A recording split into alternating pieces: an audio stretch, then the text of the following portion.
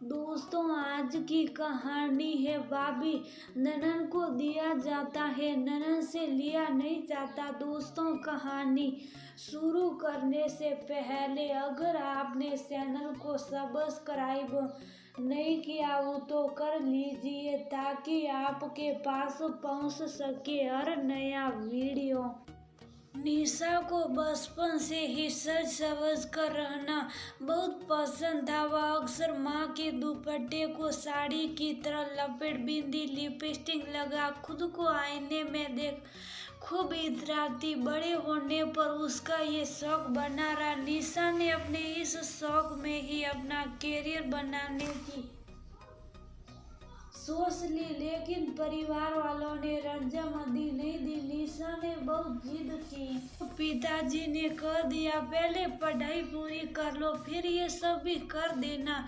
निशा मान गई। उसने पहले अपनी पढ़ाई खत्म की, फिर मेकअप आर्टिस्ट का कोर्स करने लगी। इसी बीच उसके लिए एक अच्छे घर से रिश्ता आया। लड़का रवि एक प्राइवेट कंपनी में मैनेजर के पद पर था। रवि के परिवार में उसके माता पिता थे और एक बहन थी जिसकी शादी उसी शहर में हुई थी। निशा के घर वालों को रिश्ता जस गया और जल्द ही निशा रवि की दुल्हनिया बन उसके घर चली गई। शादी के अगले दिन जब निशा तैयार होकर कमरे से निकली तो सब उसे देखते रह गए। करीने से बंधी हुई साड़ी, खूबसूरत सा हेयर स्टाइल और हल्का मेकअप जो उसकी खूबसूरती में चार चांद लगा रहा था। सब रिश्तेदार उसकी खूबसूरती की तारीफ किए जा रहे थे। रवि भी निशा की तारीफ सुन मन ही मन खुश हो रहा था। एक दिन निशा मेकअप कर रही थी और रवि बेड पर बैठा उसे निहार रहा था। अचानक से रवि ने बोला, निशा तुम इतना अच्छा मेकअप करती हो, तुम अपना पार्लर क्यों नहीं खोल लेती? पति देव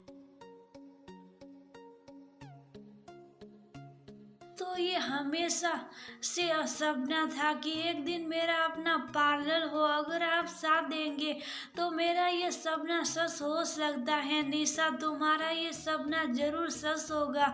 समझो तुम्हारा पार्लर बस खुल गया। रवि ने निशा का साथ दिया और उसे पार्लर खुलवा दिया।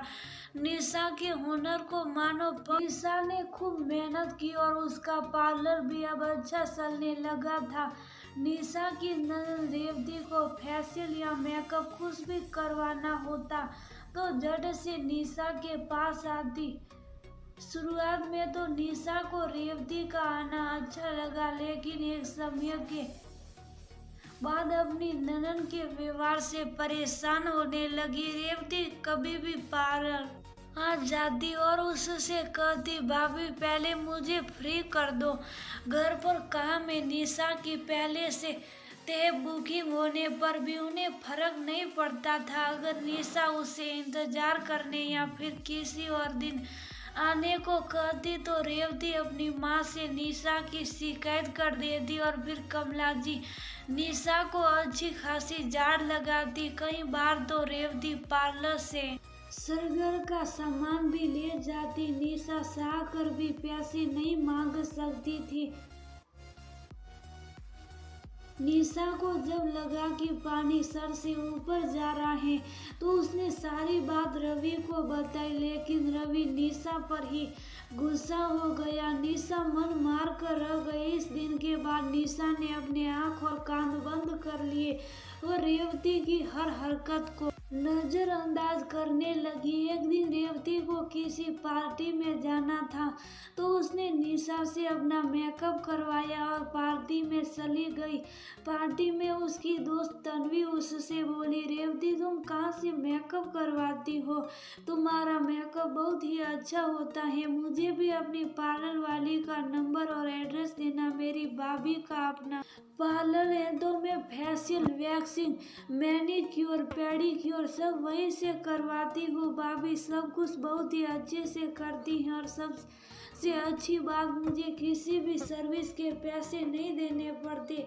तुम्हें तो पता ही है आजकल पार्लर वाले कितना लूटते, इसलिए मैं तो सब कुछ भाभी से फ्री में करवा लेती हूँ। इतना बोल रेवती मुस्कुरा पड़ी। देखो रेवती, ये गलत है। तुम्हारी भाभी मेहनत करके कमाती है, उसकी मेहनत का मेहनत ताना उसे मिलना ही चाहिए। तुम उससे रिश्तेदारी के नाम पर डिस्काउंट मांग लो, लेकिन उसे कुछ तो दो। तुम देखना, आज नहीं तो कल तुम्हारी भाभी खुद तुमसे पार्लर आने के लिए मना कर देगी। रिश्ते खराब होंगे सो अलग, चंद रुपयों के लिए रिश्ते क्यों खराब करने। कोई तुम्हारे साथ ये सब करता तो वो 4 पैसे कमाने के लिए दुकान खोलकर बैठी है, लेकिन तुम्हारे तो रिश्तेदारी उसकी दुकान बंद करवाने को तुले हुए हैं। परिवार से एक महिला आगे बढ़ने का साहस दिखाती है तो पूरे परिवार को उसे सहयोग करना चाहिए, न कि उसकी हिम्मत तोड़नी चाहिए।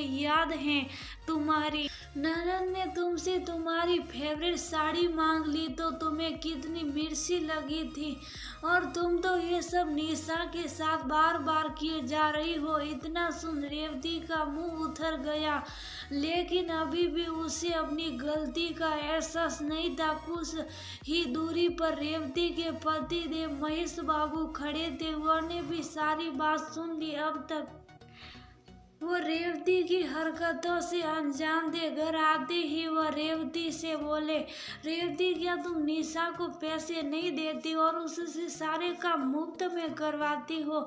महेश, पैसे किस बात के? हमारे यहाँ ननद से पैसे लिए नहीं जाते, बहन बेटियों को हमेशा दिया जाता, उनसे कुछ लिया नहीं जाता। लगता है रेवती, तन्वी की बातों का तुम्हारे मन पर कोई असर नहीं हुआ। एक बार खुद सोच कर देखो, क्या जो तुम कर रही हो वह सही है?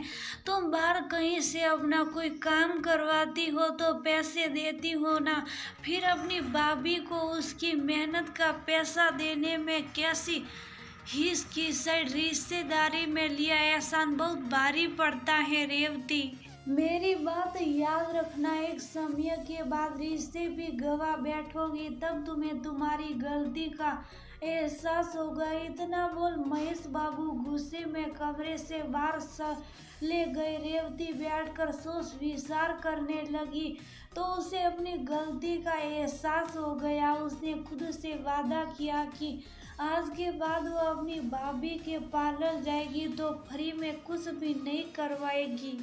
इस दिन के बाद रेवती कभी निशा के पार्लर जाती तो निशा को उसकी मेहनत के पैसे जरूर देती। निशा भी खुशी खुशी अपनी ननद को अच्छा खासा डिस्काउंट देती। अगर तन्वी और महेश बाबू ने समय रहते रेवती को समझाया ना होता तो रेवती और निशा के रिश्ते में दरार आ जाती। रिश्तों में एक बार दरार आती है तो रिश्ते पहले जैसे कभी नहीं रहते, इसलिए समय रहते समझदारी से काम लेना जरूरी है।